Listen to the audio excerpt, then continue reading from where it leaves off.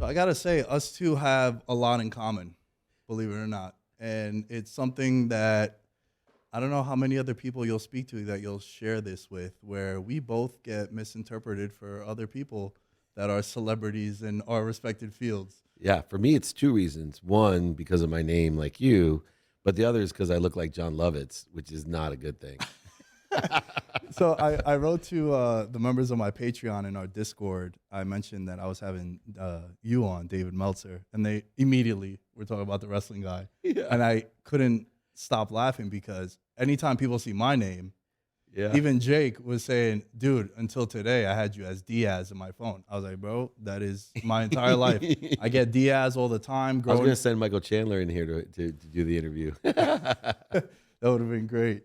But every time, man, like my last name, everyone always just thinks like the UFC fighter. Even when I record over here, Brian, the camera guy in there, one time he came out and he said, "Oh my God, is that Nick Diaz in there?" Yeah. People were talking about it out there, and I was like, dude, so many people are gonna be disappointed when they realize it's not the one that they think of. But then when they hear your content, they'll then reestablish great respect and credibility because of the content, which I love, by the way. Thank you. That's why I'm here, because I'm a big fan of the real Nick. But it's so interesting.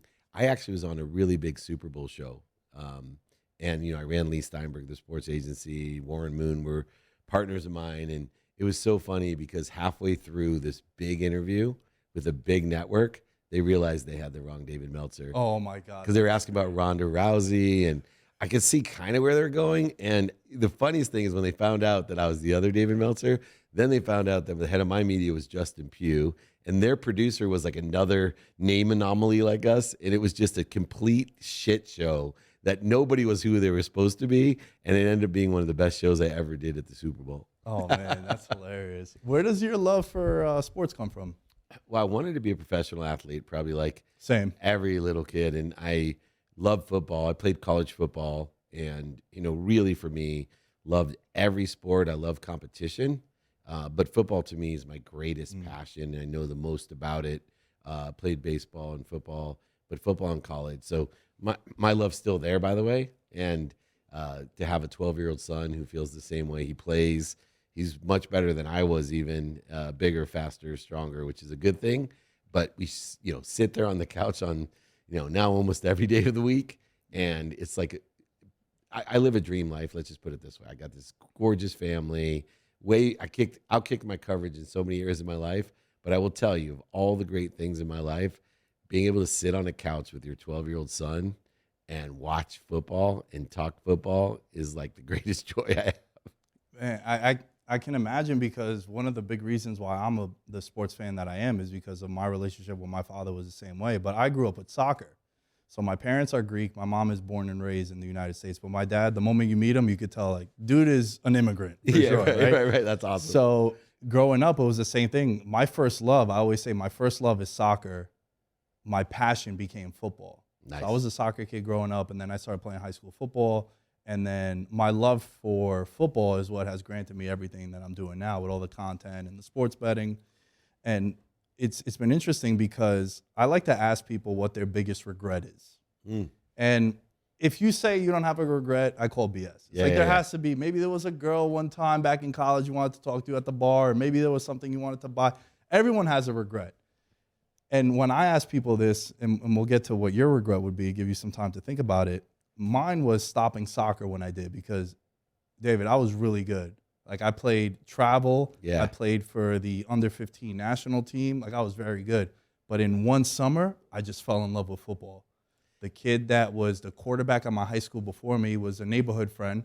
He's like, dude, you should go play football for Bryan High School. And I was like, man, I'm really good at the park, two-hand touch, but I'm not going to learn a playbook and do all this other craziness.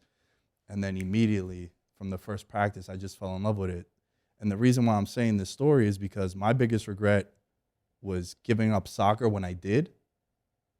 But also now, is it a regret? Because that love for football has given me this. Right. So, it's so interesting because I'm, number one, worried that my son, he's an incredible baseball player as well. That's over 500 on the travel team. They won, the district champion. Just always leads off. I mean, he runs, he fields.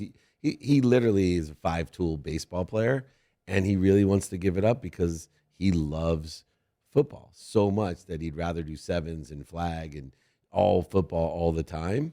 And I'm having a difficult time as a dad, but it's his choice. But I do feel that, he might be someone like you someday to look back and go, man, do I regret it or don't? Because I know the love of the game's not going to leave him. And because of my connections, I'm sure somewhere football or sports is going to be integrated into his activity he gets paid for.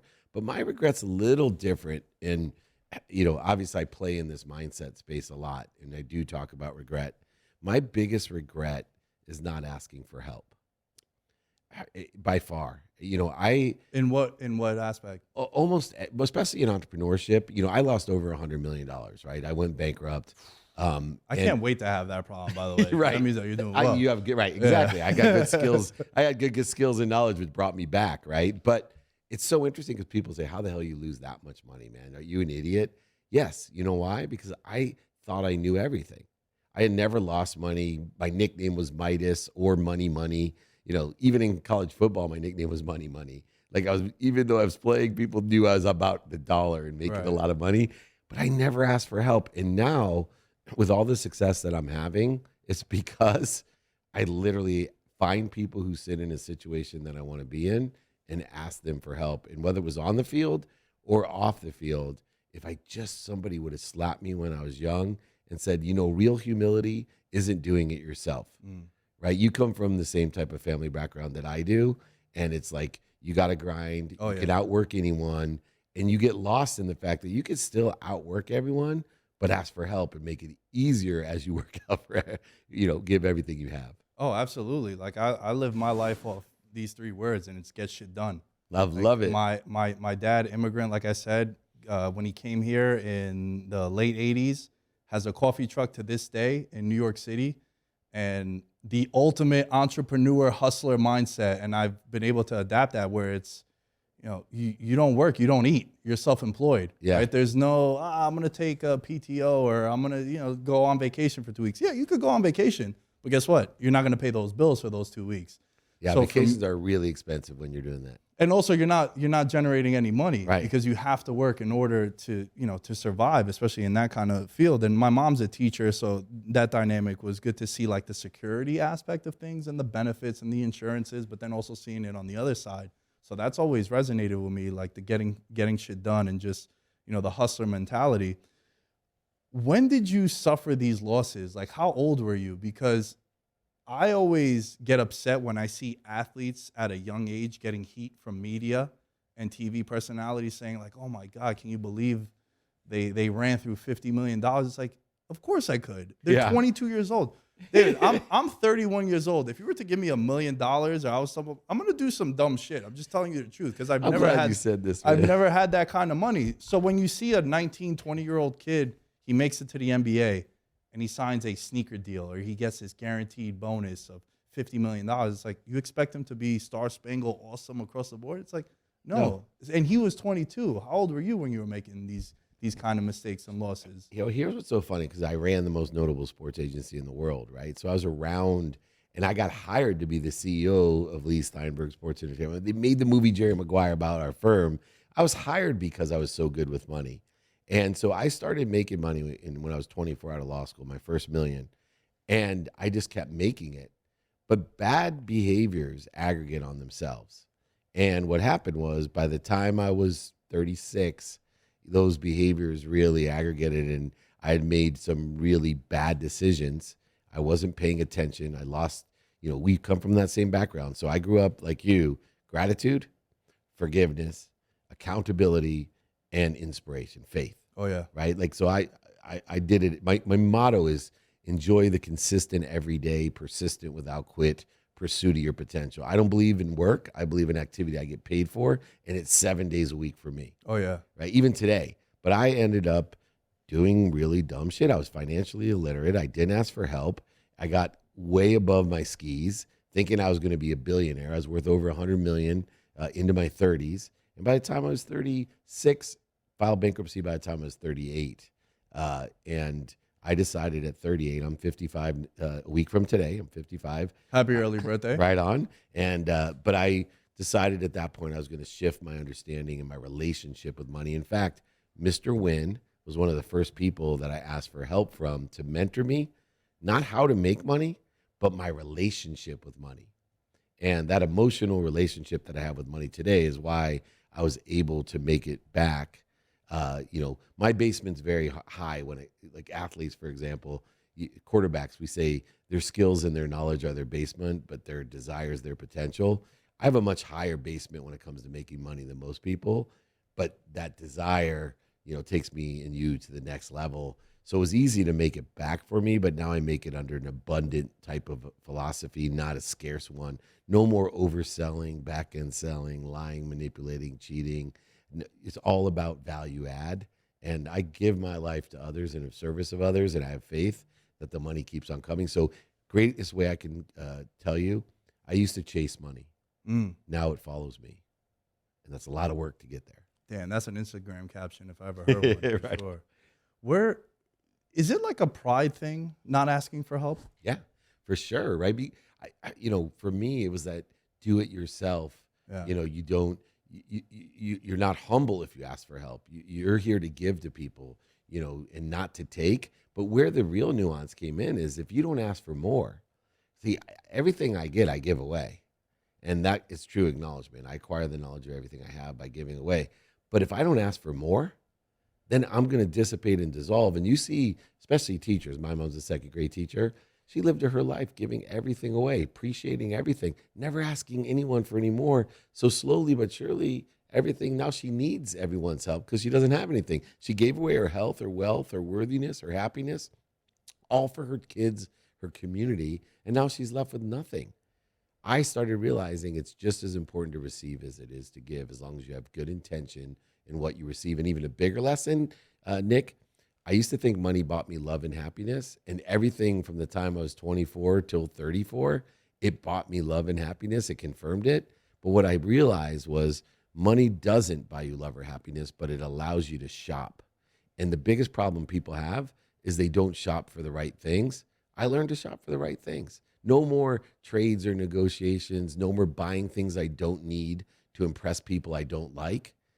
I give it away and provide value to others with the money that I make. I shop for the right things.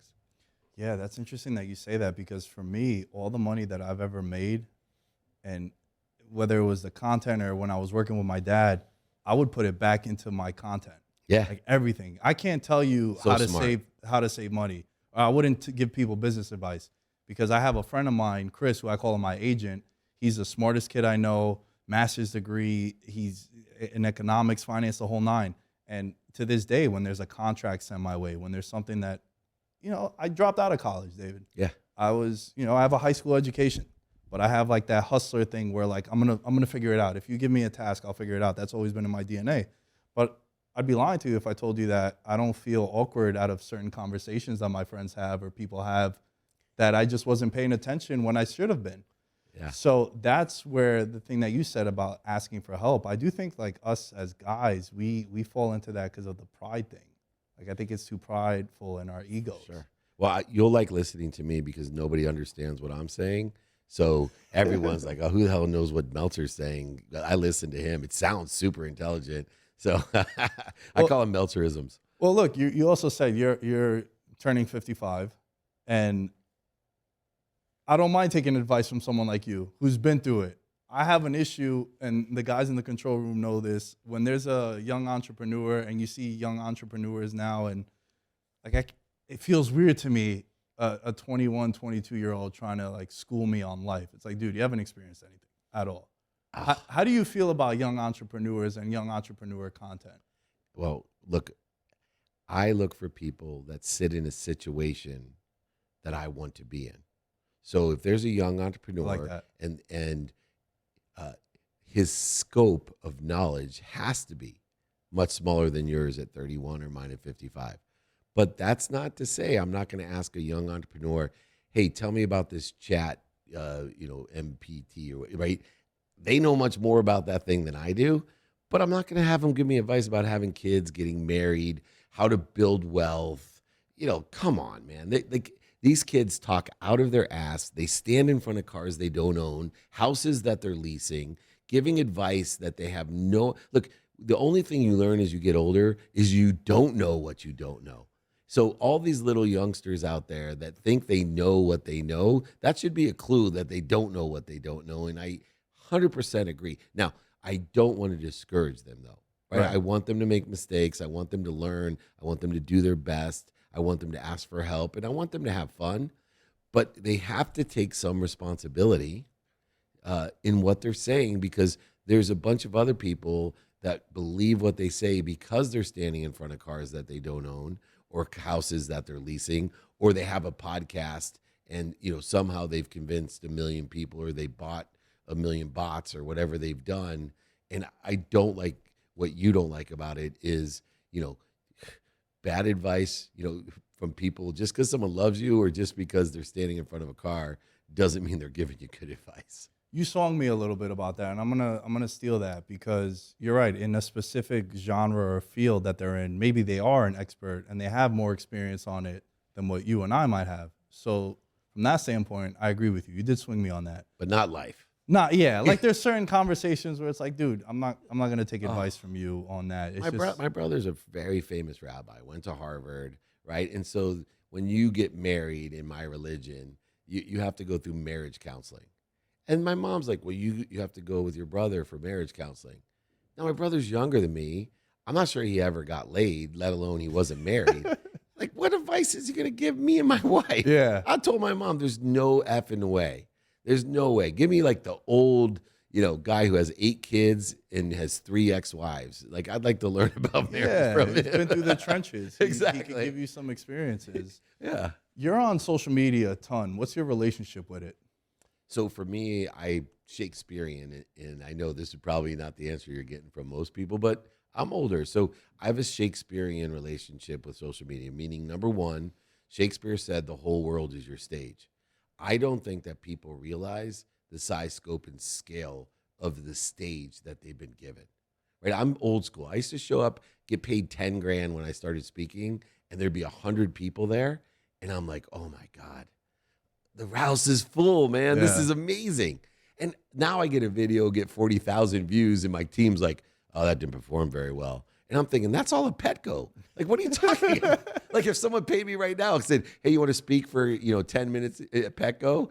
I'd be like, hell yeah, full, right? So that's the weird thing. So number one, the whole world is your stage. And those people that understand that, like you, will invest every penny in themselves to build their community and their brand, which is what I completely respect. 2, Shakespeare also said that to thine own self be true.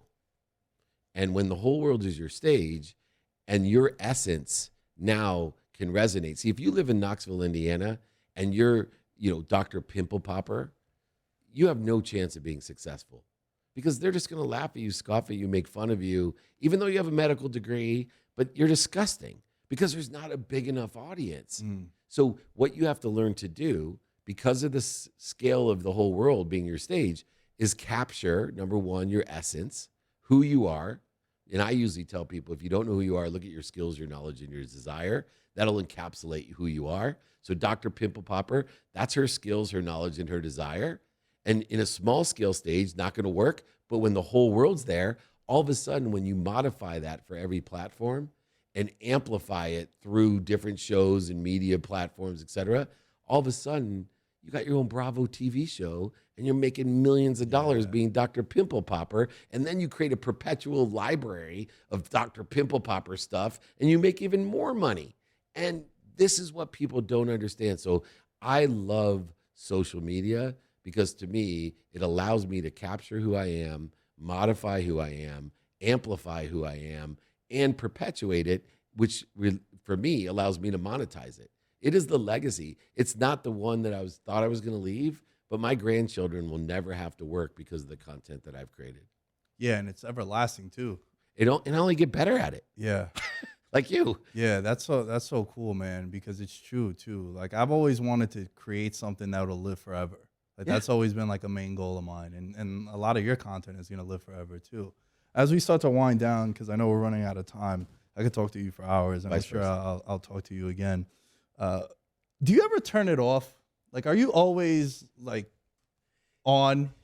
with because I see you're always talking to people. You always have like a whole team around you. Like, do you ever just like grab a beer, chill? I know you were talking about watching sports with your son, but like, is there ever a time where you're just not on? Yeah, so I meditate every day. But I have an interesting relationship with energy, and that is that I believe that I'm connected to this omniscient, all powerful source of energy, so that I don't get sick. I have more energy than most people half Mm. my age, and so I have worked on, instead of getting more of stuff, including energy, clearing the interference that I have to this source power. So for me, whether I'm meditating or sleeping or chilling with a beer, watching a game, right? I'm always trying to be at ease. So it's very difficult. And I have some friends like, dude, you're on so much. It exhausts me just watching you in a day. And I've had people try to shadow me and pass out. Literally, they can't keep up. Yeah, it's not sustainable for others. Right. Yeah. And so for me, it's really, I'm at ease. I've just mastered utilizing the energy that we all have. So in my philosophy, I should have more and more energy as I get older and older, because we're all connected to the same source of energy. Most people just interfere with it. And so, yes, I would say I'm much more active and on time wise, linear time wise, than most people on earth. But because I know how to be at ease while I'm on, and two, to recover very well. So I start my day at 9 p.m. That doesn't mean I wake up at 9 p.m. I believe an unwinding routine is more important than anything, to put your body, mind, and soul in a position to recover and to access information for the next day. I'm always plateauing and growing. I study time, I master time, I utilize energy and time. So if you're not a person who likes to be active or on, I'm not going to be someone that resonates with you.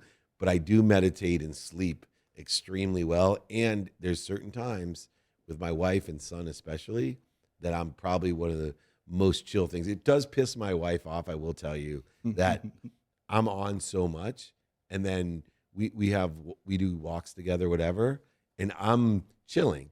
Yeah. And she wants me to be on. She wants to be like, tell me about your day. Yeah. It sucks for me because I'm done. That's good, man. That's good. I want to ask you for a favor. Sure. And I had You my learned old- your lesson, right? Ask yeah, Dave for yeah, help. yeah. So, but this is gonna be interesting because I had my old high school coach one time. I asked him, I was like, Coach, I need a favor. He's like, if it doesn't involve money, I'll help you out, son. That's what he told me. So I've heard stories. I've done my homework, and we have a mutual friend, John Orlando. Shouts to him. He's been on my Yeah. show too, and he's told me a lot about you. But where does that thing come from that you're so giving? Like, what's the origin story of it where you're just so, I've heard stories that you just help, you just love to help. Like, where does that come from? That's what I would love for you to give me. Like, where does that source? So for me, it's an understanding of flow, right? Everybody talks about this influencer age. Well, what is an influencer spreading? The flu. They're spreading disease. They're standing in front of houses and cars. And so I understand the universe in flow. I study every day, and what I study is abundance. And so when people say, Dave, where does this giving come from? Like, you're always of service and of value. Yeah, because I have more faith than most people that there's more than enough. So it's just three things that I believe. One, I appreciate everything I have. So I'm always looking for the light, the love, and the lessons. I'm looking for the positive. Appreciating means to add value. So I want to add value to everything, the people, the ideas, the material items. I want to add value to it. Then second step is called acknowledgement. In order to acquire the knowledge of what you've had, to acknowledge something, you can't have it anymore. So most people, they give it away, or they lose it, or it's been cheated, manipulated, or stolen from them. And I'm okay with all of them. I'm okay because I get the greatest gift of acknowledgement. I get to acquire the knowledge. There's no difference to me between me giving you $100 or me losing it or me investing it. I'm getting rid of it. I'm acknowledging it. Now, that last piece, the third step, is the one we started with, so it's a perfect one to end on. I believe that I live in a value add world. So the third step is asking for more. I appreciate, I build my vessel, I acknowledge it, I empty my vessel, then I ask for more by doing, saying, thinking, believing, and feeling what I want. I ask, I wish, I desire for things. When they come through me, once again, I appreciate it, I acknowledge it, and I even ask for more. So my vessel, my being is expanding, and most people live in scarcity. They're trading, negotiating, overselling, back and selling. Everything's quid pro quo, and they live in worlds of not enough or just enough, buying things they don't need to impress people they don't like or to feed their ego instead of feeding others. And so for me, this 3-step philosophy, I laugh because I see giving and receiving as one. And I see my life as, God, you're asking for so much. And everyone else is saying, you give so much. And then I started realizing, don't stop asking because you won't be able to give so much if you don't have so much. Last quick analogy. I got engaged when I was in law school. I had no money at all. And when I bought the ring for my fiance, who was super duper North Jersey Jewish rich, and some of you guys from New York know what I'm talking about. Yeah. Yeah. Oh, yeah. Yeah. So I gave her this ring. It was every penny plus that I had. And I think it was $800. And it was everything I had.